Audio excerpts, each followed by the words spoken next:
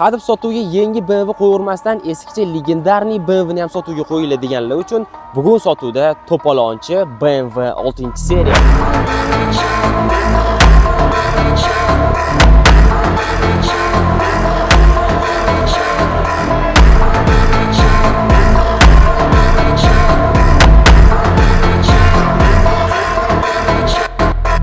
Mashinaning yili 2013 va probegi 140 ming kilometr. Bu BMW 640i.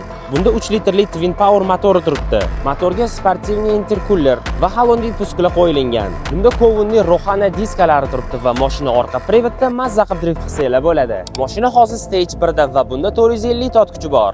Bu kuzovdan O'zbekiston bo'yicha atigi 5 ta dona bor. Siz bunga stage telefon orqali ursanglar bo'ladi. Sababi bunga Amerikadan litsenziya sotib olingan. Salonga koja va yog'och elementlari did bilan ishlangan. Mashina sezayotgan bo'lsangiz cho'ktirilgan. Sababi bunda HR